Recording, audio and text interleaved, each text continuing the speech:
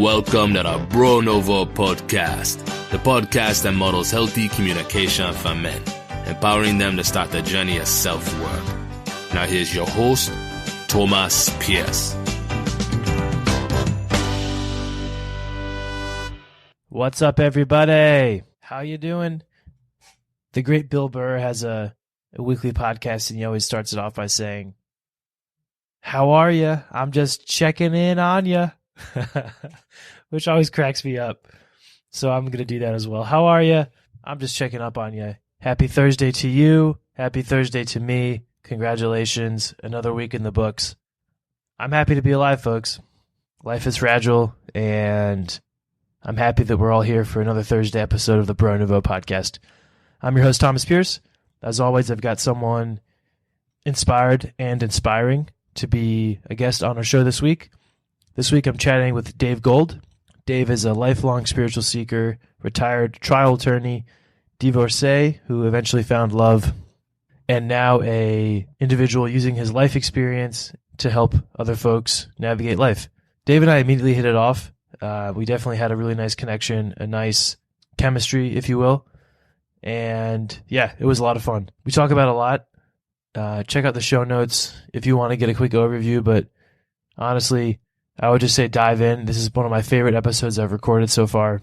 And I think you'll see why shortly. So also, if you want a little pre-read, go check out davegold.com, read his bio.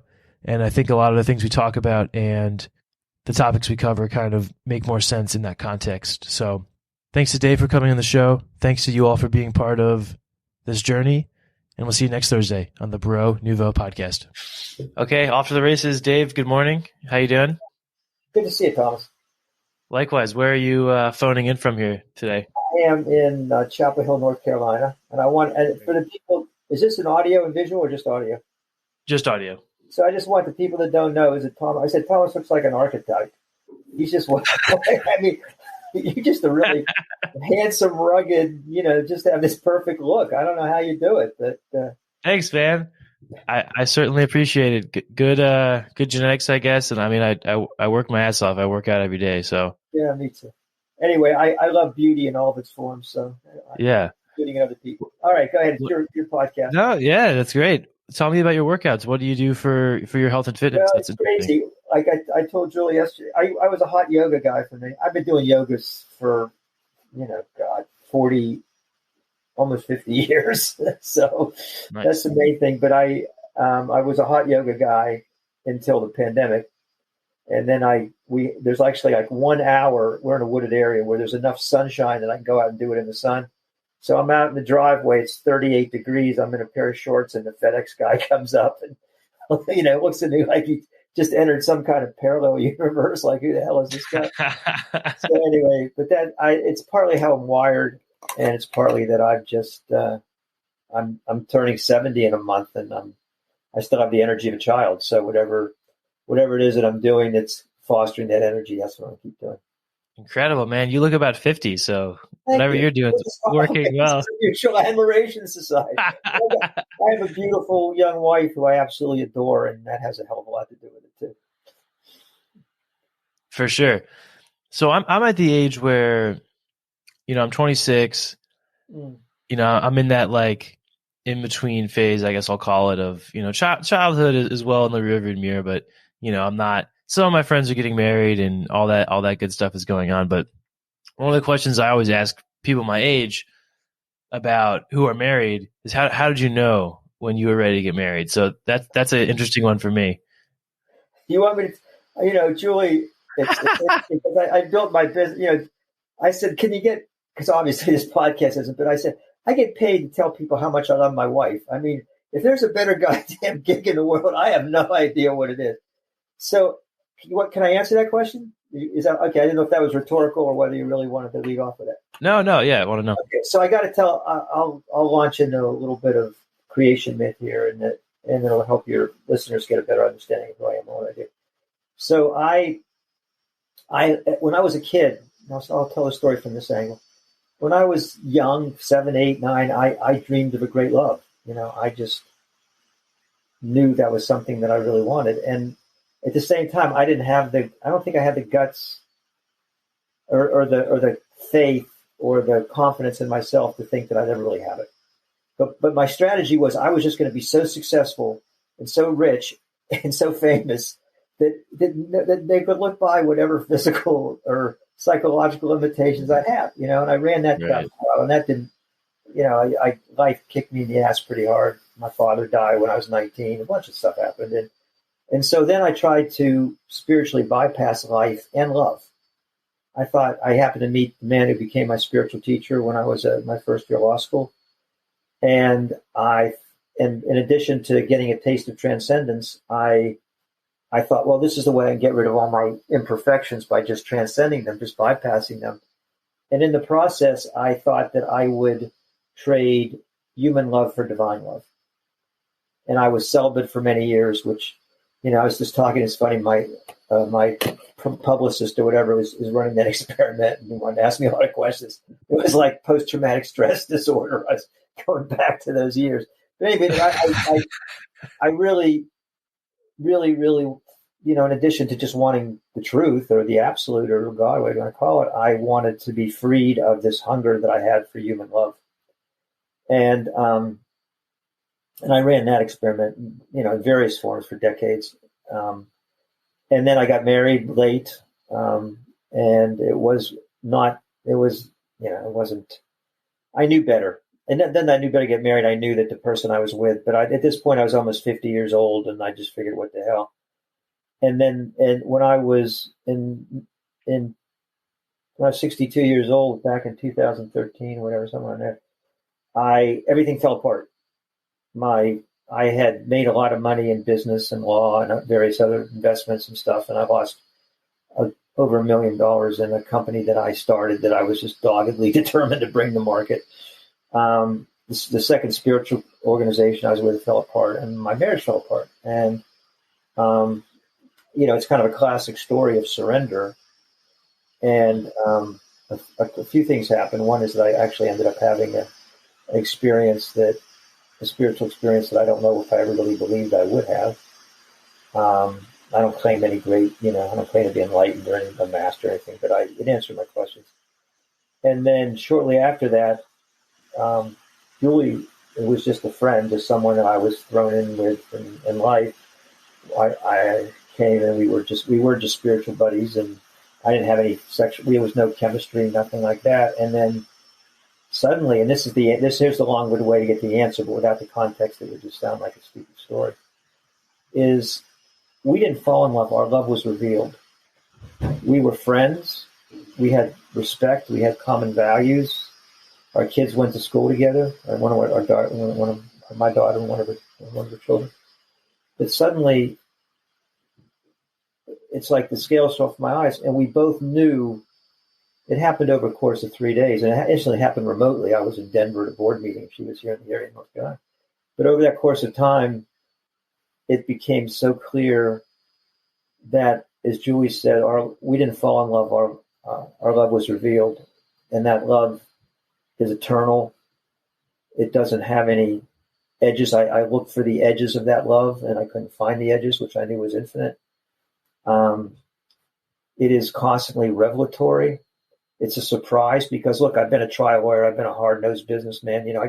I help others start businesses and grow businesses. So I got my feet on the ground. I'm not just living in some, fairy world all the time. I wouldn't deny that I have some access to some other realm. But anyway, the long-winded answer to the question, Thomas, is there's a knowing. There's a point where trust becomes knowing, where faith becomes knowing. And that knowing is mysterious, but it's undeniable. And one more interesting thing I'll say, and then I'll let you get a word in. But something that my father said, he said that that love is this love is eternal, and nothing can ever change it. But we have a choice in this lifetime whether to live it. So it's eternal and it's precarious. And it's a beautiful way to live. It's like heaven on earth. The heaven part is I can't change it. It's there, no matter what happens in my daily life or in our experience. But at the same time, I could screw it up. I could be a jerk. I could keep as my stepdaughter said, Dave, get your head out of your ass. I can keep my head up my ass or make bad decisions. So, but anyway, if there's anything to what I'm saying that I would end with, is that we deny ourselves, we disqualify ourselves from this kind of love. We self-disqualify. And while I can't say, what's the magic formula? People wants the magic. I can't give you that formula. I can tell you that if you still believe you got to be perfect, if you still believe you're not ready for love, if you still believe you're not worthy of it, if whatever limiting beliefs you have will continue to push it away. And more than anything, if we can just free ourselves from those limiting beliefs in every part of our life, from love, business, self-actualization, whatever you want to call it, then life becomes beautiful. Lovely. Yeah, I think that's a huge step. And for me, I remember clearly the first person I dated, the first girl I dated who really gave me that love, and made me see myself as beautiful and as, deserving of all these things. And it's not like other people hadn't, but yeah, I think, it's that moment when someone kind of pulls back the curtain and shows you this is what feeling good looks like, and you deserve that. And you now, and that was a really cool kind of interaction. It was relatively brief, but, I think like she gave me that like belief in myself, like you said, like, like the more like not superficial, but like, yeah, like you're a beautiful man, like embrace that. And I think for her, like I showed her that like a man can be tender and loving and supporting, and and this didn't even work out. This isn't like the love of my life type person or anything, but I don't know. It's just the looking back, like a really beautiful kind of shared experience. And yeah, man, I think the other thing that was cool about what you shared there is around admitting or kind of acknowledging we're not perfect. And it's funny because like a 5-year-old could tell us that, no one's perfect. Everyone knows that. But it seems like, especially men, the successful businessmen get trapped in this like ultra ego driven world where they have to be number one, and then it becomes their downfall. Wow. So I got to tell, I mean, I don't know what the reach is and how, but I mean, you're just a beautiful guy. You really are. I mean, there's such depth and authenticity in you, and just the way you told that story. So I just want to say I may be 3 times your age, but I'm humbled. So, and that's all the smoke. I'm going to blow up your ass for the rest of the podcast. Okay. But now I want to speak to a couple of things that you said, because there's so much wisdom in there that I'm so glad. I'm just so glad when people get this understanding so much earlier in life. It wasn't my destiny to do that. But anyway, one is that when this beautiful, intuitive, psychic, spiritual, great mom, all these things, I can go on and on and on. I couldn't figure out what the hell how could she love me? And it just shook my self-image. All the spiritual work I did, 30 days in a cabin, celibacy, all of this stuff, teachers and whatnot, try to get rid of my ego or whatever. My ego couldn't stand up in the light of her love. And that was such, what a beautiful way to be freed. It's a lot better than cold showers in the middle of the winter out on your, rustic mountain, which I have that, I've done that route. So one, like you said, it validated you in a way that actually shook your self-image. And that's just, again, there's just such beauty to that. And one thing that I do I call it my work, but whatever, just in my interactions, is the greatest gift we can give to another human being is to see them. Everybody wants to be seen. Like I see you. Yeah. I see you. I just see who you are, and so when you're seen and you're loved, that is so validating.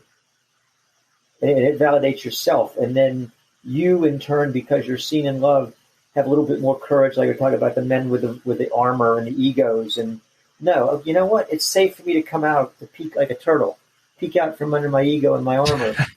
And then you peek out a little bit, and life rewards you when you peek out a little more.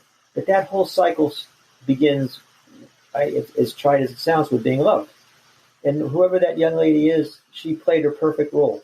You know, like she auditioned for the part. She said, it's going to be a walk-on role. It's not going to be permanent. But she played the role perfectly, came into your life, affected you. And then these are just the vignettes that how I live my life. And I think you do. Maybe you become more conscious as we speak. But these are like vignettes in love. You just walk into people's lives like you do the podcast. It's a vignette, right? You just come in, interact, play our roles, go on, but you never know what's going to be changed. Totally. Yeah, I love that analogy of the door with love, about not, love comes in and out of our lives, right? But don't close the door on it because you never know when it's going to walk back in. I just love that imagery because it's so true. Imagine if I just like one little thing. Imagine there's a monastery in South. I mentored hundreds of college students here in the area with Duke, UNC, and State when I had my software company. And there was a monastery that one of the kids went to, and I started spending time with one of the few Jewish guys to go behind the walls. I think they thought I was Italian or something. But anyway, I asked them, and they said, they don't do service. We said, we don't go out and, do the lepers in Calcutta. We don't do that stuff. He said, what we do is we treat every visitor who comes through our doors as if they're Jesus Christ. And imagine if we treat everybody, and I don't maybe not like Jesus Christ, but I treat the prime delivery guy. I beat the person that I call up because I'm canceling my cable service, whatever it is.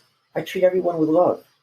And then it's not just the beautiful woman that walks into your life or the perfect business partner.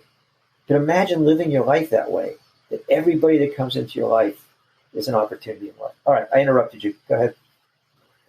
No problem. I think it's a good mindset, man. And it's also hard to live up to that for me. No, for everyone, brother.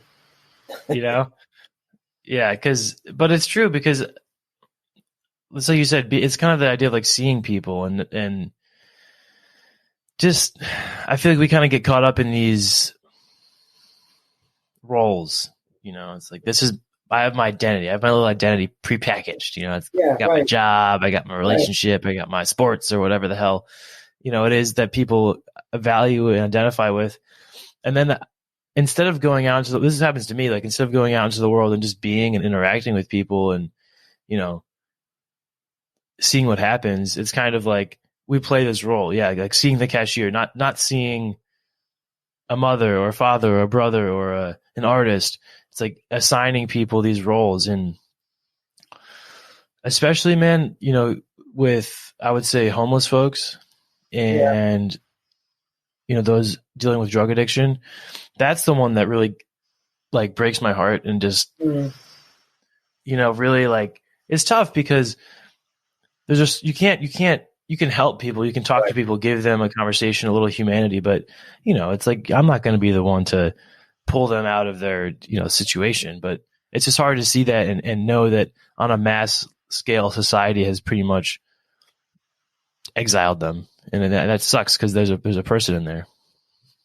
So I want to, so you got a tender heart. And it's not just our egos are about, I want to be powerful and I want to be famous. It's to protect that tender heart of ours. And so many of us, I think the people you attract, I know the people that I attract, they're empaths. They feel deeply. So one is just recognizing, whoa, I've got this empathic heart. And as my first teacher said, my nerve endings are very close to the surface.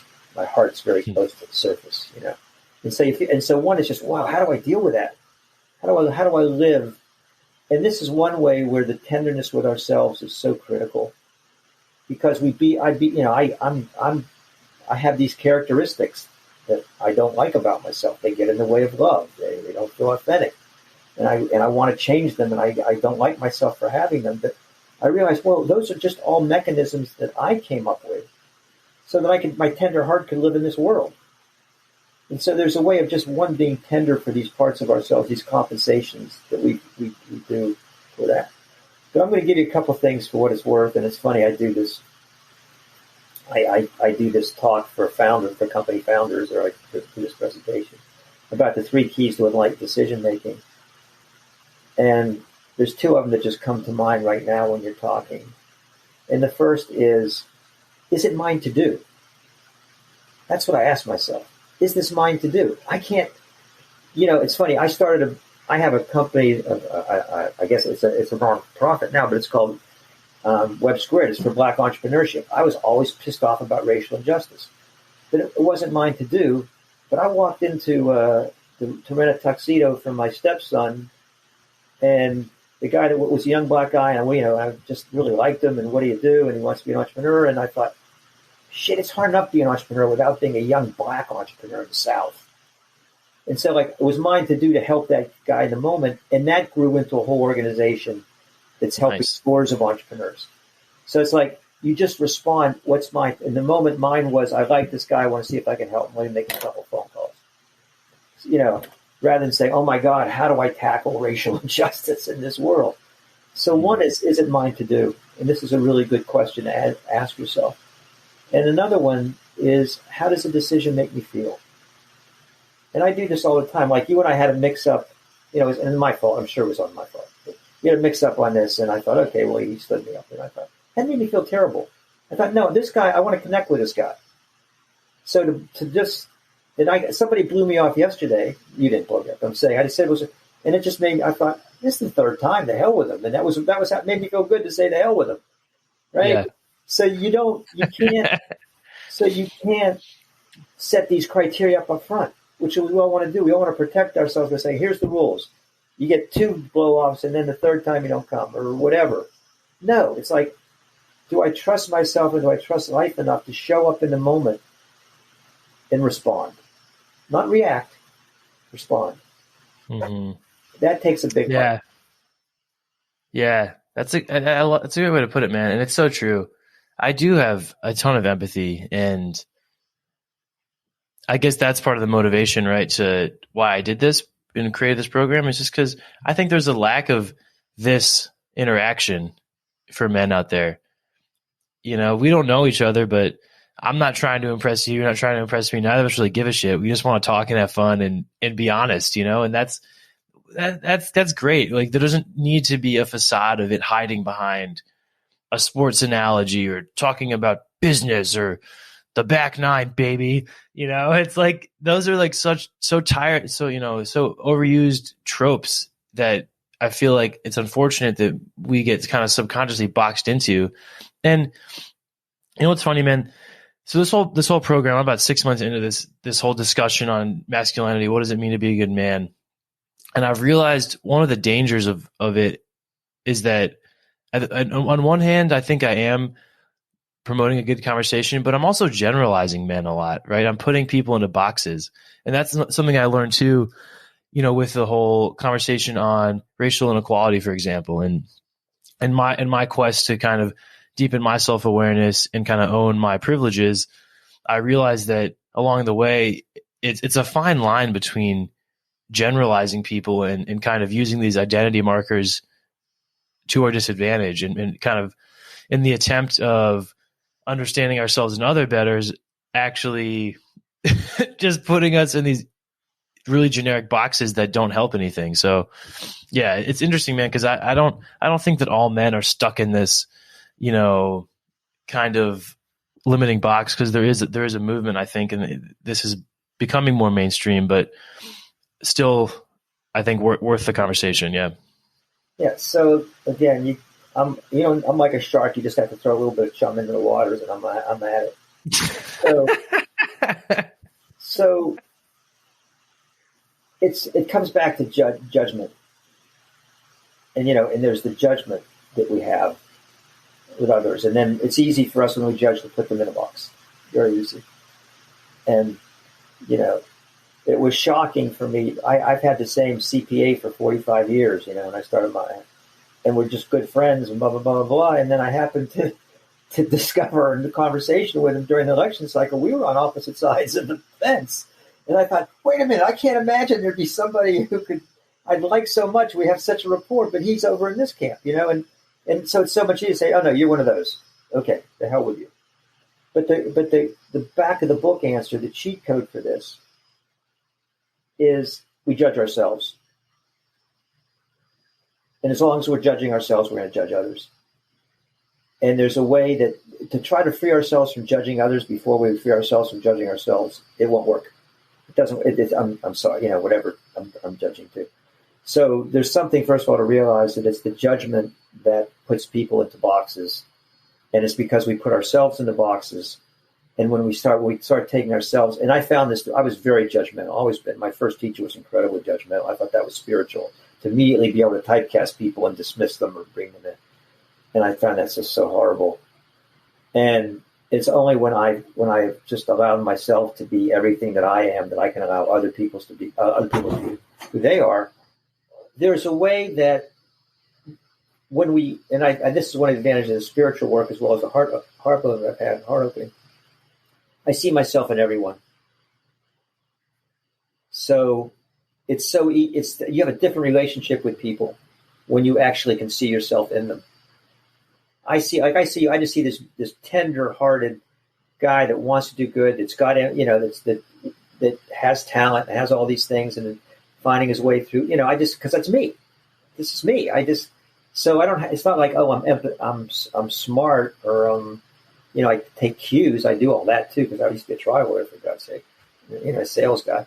But no, it's like, and then so there's this that way of when you're open with yourself, you can be open with other people. And I used to say when I was a lawyer, I don't want to put people in boxes. Anyway, it's a different story. But honestly, there are stereotypes that work. When I was picking a jury, there's a certain type of person. I have jury consultants that say, you want to pick people like that. That's stereotyping. Now, wow. My client wouldn't say, oh, my God, I don't want to do that. No, my client wants money, or my client doesn't want to go to jail. So in those situations, you say, okay, these stereotypes actually work, or these generalizations actually work. So once again, you don't get off the hook. You meet people where they are, and you feel the universality of them, and then love happens. That sounds like such a slippery slope. A jury consultant, I've never heard of that term. So basically, you can, if you obviously you want a certain outcome. So is it very state by state, or how does a jury get picked then? Is it the prosecutor? Is the defendant? The prosecution picks the jury? Well, there's different. No, the way the process works is you have a jury pool, which is, there's a way that you just, and a lot of people have been on jury duty. You get that statement. It's terrible, oh my God, I got to get jury. But, there's a way, generally they go for the voter registration rolls, and they'll call it, if you have a jury, and they'll call 30 people in, and then the judge will ask some general questions. I mean, first of all, you can get excused, but the judge asks some general questions. Do you know the defendant? You have this, anything? You have any health issues? Blah, blah, blah. And so those people, and then once the people that kind of get through that first line is they're in front of you, and then each side, we get to ask questions. The prosecutor, if it's a criminal case, the prosecutor, district attorney asks questions, defense attorney. Without telling you people what I want to know, the judge asks some questions, disqualifies people that have generically, and then each side asks questions to try to kind of learn, but also to winnow out people you don't want to have, and then you have strikes. You could just take people off for no good reason. And there's just been a lot of litigation around this, because you find a lot of all-white juries in cases with black defendants, and the various courts have said, hey, wait, let's look and see who you strike. You're striking all the black people off. So anyway, that's how you end up with a certain jury. Yep. I don't know if that was interesting or helpful or whatever. It is, yeah. I think that's another kind of needs improvement, I feel like, among the population here in America, is understanding of our systems of governance. So that brings up an interesting point, too, around the mass incarceration state we live in. Yeah. And you were in that mix, had a front row seat. So was it something that once the conversation kind of got escalated to a national scale over the last couple of years, you looked at it with a new lens, or while you were in the system, did you see problems and see things that were kind of concerning? So I'm going to answer this again. Let's answer the question. It's not going to answer exactly what you're saying, but I'll give you my take. Mm-hmm. So I was in West Virginia. That's where I moved in with my spiritual teacher after I graduated law school and started my practice. And it just so happened that the town that I was in is where the maximum security penitentiary was. So, and as a young lawyer trying to make my bones, you picked up cases from the penitentiary because no one else wanted them, right? Now, there was an advantage to that. I said, because I'm trying murder cases when I'm, 25, 26 years old. And the good news is whether I win or lose, they're going back to, they're going back into the pen. So it took a little bit of the edge off. I got to fatten up on a few inmates. But what I found is and it gets back to what I was saying before about seeing yourself in others, is I would just, in most of these guys that I would be with, and it wasn't always just criminal, sometimes they just trying to, people were wrongly accused or whatever, they might have civil suits and stuff. But it was almost invariably there, but for the grace of God go I. I could see people who had taken a turn in their life, and I think of the stupid stuff that I'd done, that I was never given the opportunity to do something that stupid. I was never desperate enough that I needed money that much. I was never strung out on drugs that, or whatever it was, or so angry at my wife for cheating on me that I took it, But there was a way that these people became people to me. And then there's also, interesting enough, is that the process of going through a trial with someone is very, it's a bonding experience. You can't help it. You're together with any, and so you become intimate, you become emotionally intimate or psychically intimate with these people. And so you have a much different relationship to them as people. And on the other hand, they were just people that were just bad. They were just bad son of a bitches. They were bad men, man. They belong. Some of them were banging on the door to get. They have earned their placement there. We said I had clients that were banging on the door to get into the penitentiary. And then finally I couldn't, And once they opened up the door, I tried. I got you off the first two, but son of a gun, you want in there? Have at it. And also there were just people that were belong there. So knowing that there is a story, if there's any way that you can grasp the individual. And the other thing that I had too, and it's interesting, I had one case where I was representing a young man who was innocent. As strange as that is, it doesn't happen that often. But I mean, just flat out charged with something he didn't do, and framed by a lying state trooper and just a horrible and a dishonest prosecuting attorney. Ugh. And I had that case, and my teacher said, you can't let this boy go to the penitentiary because once they get a young guy like that, and his soul is lost. So I'm literally battling, feel like I'm battling for this kid's soul, and against evil. This is real shit. That's why if I'm talking about love, you're talking about a man that's been through it. I'm not floating above. I've been in the wars, and interestingly enough, he was convicted. He was convicted, and I remember when the jury came back, I said, this is not going to rest. It's not going to happen. This young man's not going to penitentiary. And it's the only time I ever literally, I think, was in the law library at 3 a.m, trying to find something. And then, and this is interesting, it leads into something else in terms of the magic that is life, is that 2 months later, the Supreme Court of the West Virginia had some decision that affected my client and got him out. It had nothing to do with him. It just was a piece of law that I could use on appeal to get him in the trial, and then we. Awesome. Yeah. So anyway, I don't know if I'm answering your mass incarceration, but I can tell you that when you are connected with humanity, that you can feel the pain of that humanity. You can feel the injustice of that humanity, and that's the price we pay for being empaths. And that's why knowing what's ours to do is such a critical piece of it, because we're no good if we wear ourselves out and drive ourselves nuts trying to save a world that doesn't want to be saved or can't be saved or is not a situation where this individual wants it, then it does nobody any good. Totally. One of the most impactful moments I've had in the podcast so far is I had this brilliant psychiatrist on. This guy's name is Christian Heim, MD, professional classically trained musician, got into psychiatry, and then we were talking, and one of my question in the 3 things game was, what are the lessons that took me the longest to learn?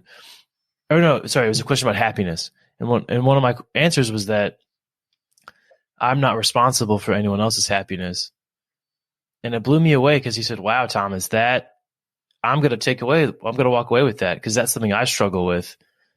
And I'm like, so he's an example, right, of an empath, right? Like he changed tact in his life, got a medical degree, is a brilliant guy, putting his mind towards psychiatry and helping patients. And he even struggles with that, even though he must know on a logical level, I'm not responsible for these people.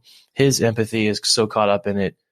I just thought that was really interesting. And it resonates with what you were saying about taking care of ourselves so we can show up as good. Yeah. And if I can also, because I think this is, again, I'd love to meet this guy, by the way. Make me an intro, seriously. Mm-hmm. I just had a yes, like this guy you want to talk to. But anyway, it's something that my wife's been really good, Julie's been really good at, which is trespassing. So let me give you an example. A real life example that I still, it's funny, I want to say I'm struggling with, but I play with. So I have a client who's also a friend, and I brought him to see another one of my clients was unveiling a product, and I thought it would be helpful for him and his kids to come see. And he came, and he has a daughter who's very troubled, and I have a daughter that's been very challenging, so I could relate. We talk a lot, and I bring my experience because I'm a little bit further down the road in terms of challenges of having a child that's finding, or a son or a daughter who's finding his or her own path, and how you allow them to live their destiny and still love them and be there for them and not trespass. So anyway, he and his wife and his other daughter were working with my other client on this process. I won't get into it right now. And I happened to be outside with his other daughter, the troubled one, who was just cranky and, just negative and just spewing out negative energy. And I just looked over at her and I just asked her a question, a silly question. And then I went over and sat next to her. And I just started I saw her and I knew her and I loved her. And I just told her, here's what I see about you. I know your heart. I just went off onto this 5-minute rap, okay? Because in that moment, she was seen and loved by a stranger. And she wasn't a troubled kid or a pain in the ass or whatever else she was, And I just let it come through. And there were tears in her eyes. And then there were tears in my eyes. And then her dad came out. And her dad our relationship changed forever. I feel that he felt that I had violated, that I had gone, I overstepped my bounds. Mm-hmm. So then I'm sitting here, and this is what I'm saying. Look, I don't have all the answers. Nobody does. This is just life. Okay. I gave that young lady she was in my field. I gave her a beautiful gift without trying to give her a gift, without trying to be anybody, not trying to save her, not trying to come out, hey, Julie, you'll never guess what I did today. At the same time, did I trespass? Did I violate? He brought his kids for something and I did something else. So we're always living like this. What's ours to do when we're empaths and you realize that people are brought into our field for a certain reason? These are hard ones. These are just hard ones. So anyway, the point I'm making is, how old was she? 16. That's old enough I feel like she can set her own boundaries and not live under her dad's thumb of her dad deciding what is good and isn't good for her, Well, thank you for that. I would do it again. And I can't save everyone. It's not mine to save everyone. Julie said something to me really interesting yesterday. She didn't realize I was with a client. It was someone that interviewed me. And then after the interview, he wrote me and he said, I cried. I couldn't stop crying after we talked. And we talked again. And then he actually, he retained me, which is kind of weird. Nice. It was nice because I wasn't trying to sell him. Awesome. I was just loving him, I was just loving him up. So anyway, there's a point to this self-congratulatory story. So he So I came out, I had a session with him. I came out and I mentioned something that happened. And Julie said, she didn't realize I was in a kind, and she said, can't you ever just stop being the smart guy and just be people's friends?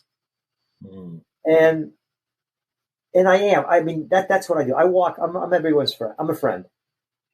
Maybe I know, and I learned this through Julie. Julie and I have a radical, and this is another, goes back to love, and for men especially, is there's a radical equality to a real love.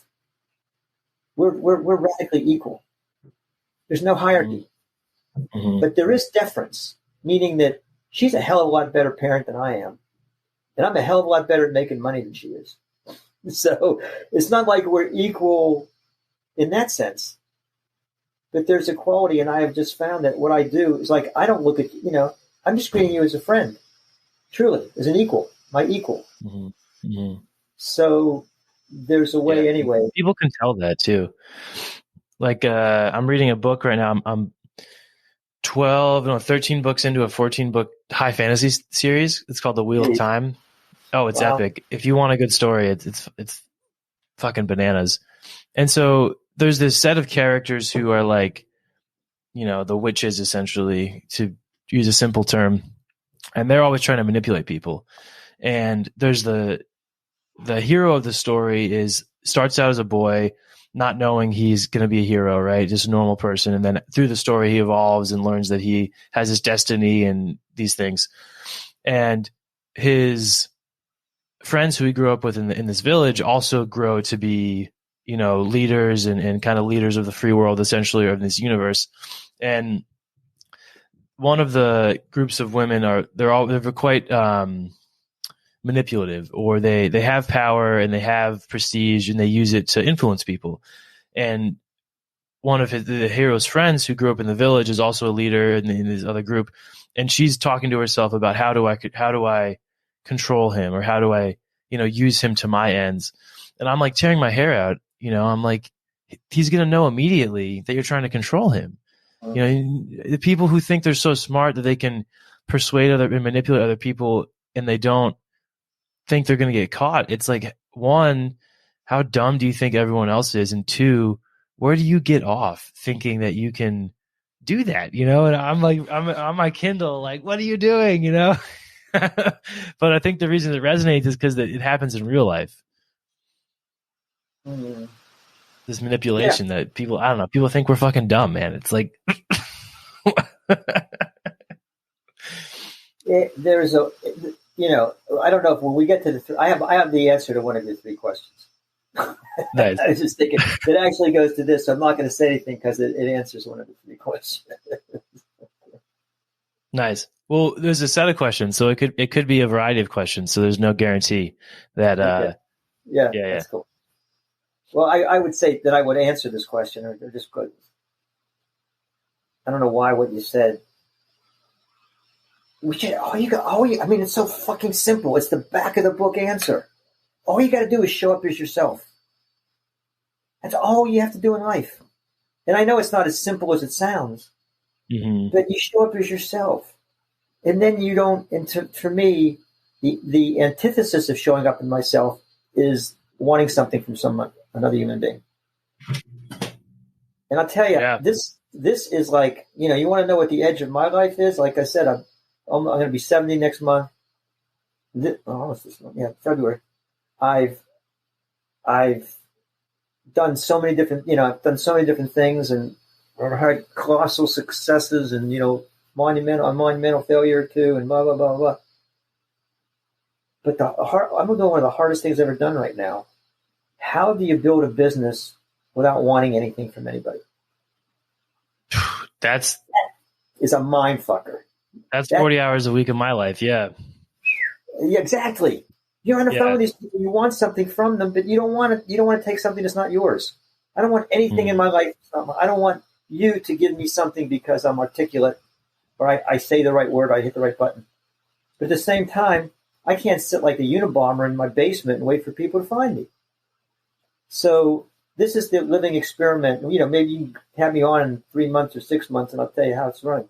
But literally, it's like, how do I live my life without wanting anything from anyone else?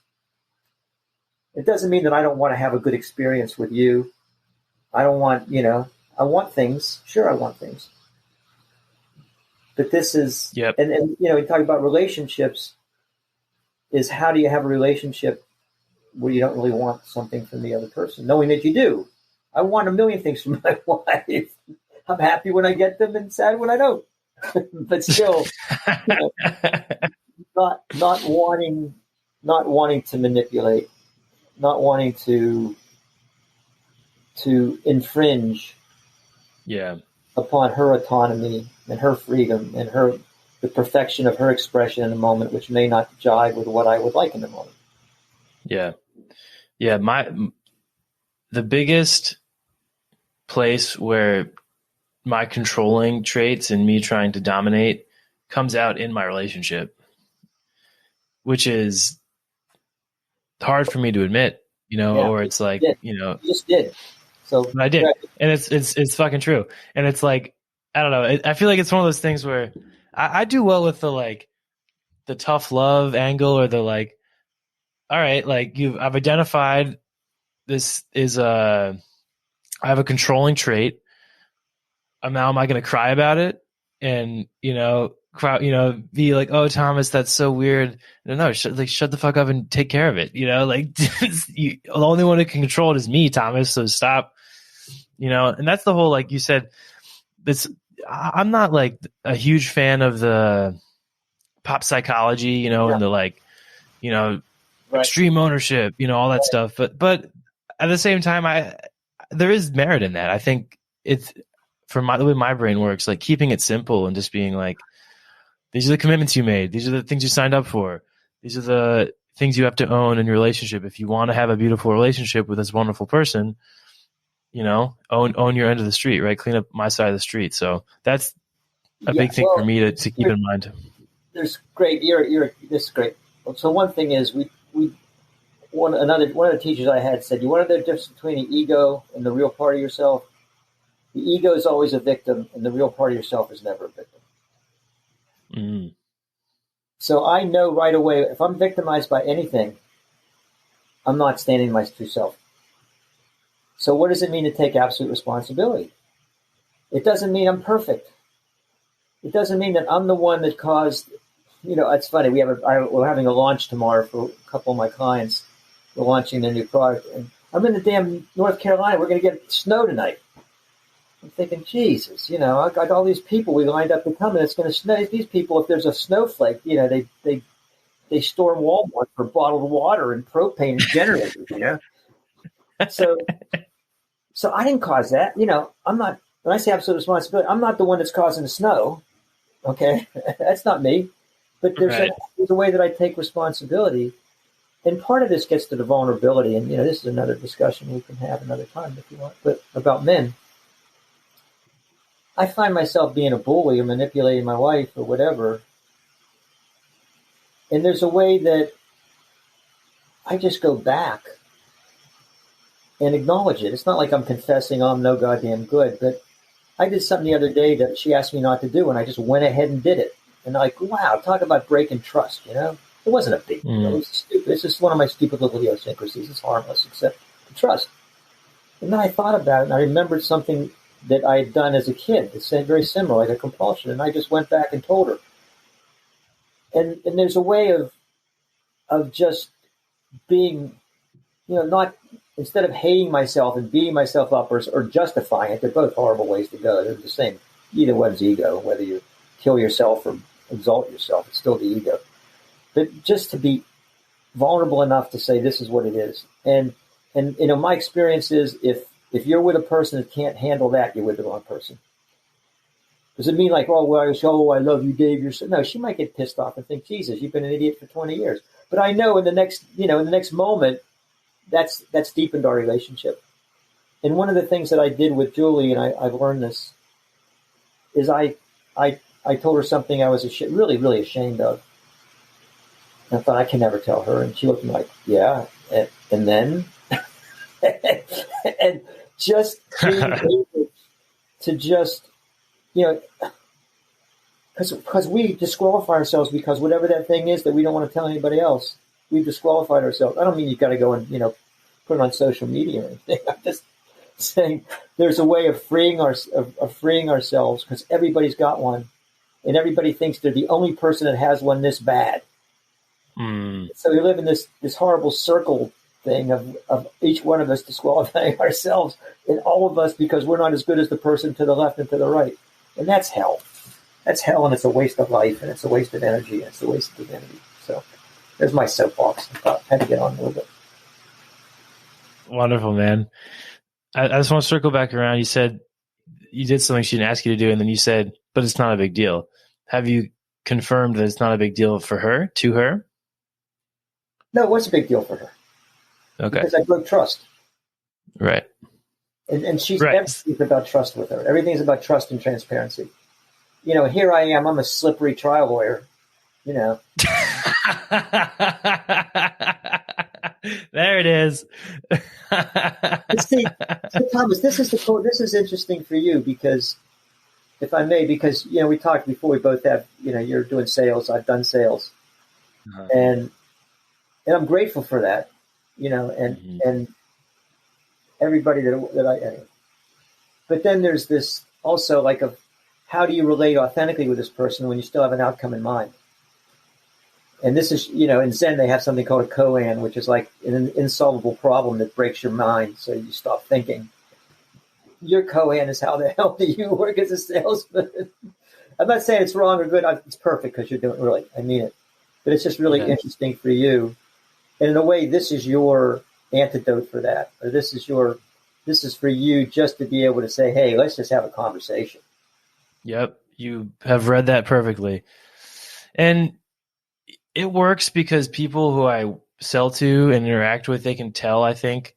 But dude, it's like, I care. I care because about the success of the business, because of my teammates, and because I love the people I work with, and I want them to be successful, and I want me to be successful. But I think the path I see for myself is, until I find that product or service that I can make my own and have my own business behind, that's when I'm really going to shine, because that's when I can put this massive work ethic and this engine I have towards something I actually give a shit about, rather than working someone else's dream, But for now, I'm content to learn the skills and learn the process and network, meet the right people. And then when that moment comes and the opportunity presents itself, I'm going to be ready to jump on it. There's a lot in there, and we'll have another conversation offline about this. But yes, that's yours to do. That's yours is that. And so you look at these times, and I say, why did I have, 7? Okay, I ended up selling the company. That's great. I sold it right before the market crashed in 2000. So that was good. But at the same time, why did I have to have all those years on the phone? I hated every minute of it. There is a way, and I'll just say this and move on, but that I mentioned the monastery, and there's a process by which a man becomes a monk. It's called formation, and it's the forming process. You're literally reconfiguring, rewiring yourself into that. And so when you truly step into yourself, you see your whole life as a formation process, and everything. Even it might not all make sense, but with a capital K that everything formed. Formed who that is. Yeah. I'm a bit, I take comfort in the randomness of life, and I've yet to determine for myself if I believe that everything happens for a reason. That's a. Yeah, I can. Always, yeah, I mean, I it's not mine to to whatever, to anything. Educate. He says educate. I always did. I was using that as pejoratively against myself. But no, it's not mine to try to. I can tell you, though, I have something called a hero's journey worksheet that I send out to all my prospective clients. And it's really like, okay, let's pretend your life's a hero's journey. And everything is here to make that, to create that journey. Now let's look at some of these things that happen in your life that feel like they were random, and now see how they actually formed. You would not be the person that you were if it wasn't for that. And so anyway, another discussion another time. Yeah, for sure. Okay, we'll jump over to 3 things game. Let's do it. So whoever's birthday is coming up next in the calendar goes first. So what month is your birthday in, Dave? My birthday's in 3 weeks. Okay, So that's right. I win. So you're first. Okay, You win. terrific. I'll pick a question for you. Let's go with, what are 3 things you have learned about happiness? 1, it's our birthright. It's not something we earn. It's not something we deserve. It's not something we have to become a perfected version of ourselves to get. That's the first thing. And I would say that I pushed happiness away because I thought it would get in the way of being spiritual. It's not. 2, in my own experience, it's in a relationship. So I have spent 30 days. I used to spend 30 days in a cabin, no electricity, no running water, I didn't have books. I just sat because I wanted to be comfortable in my own skin. And after a couple of weeks, I would get blissful. And so there was a happiness that came from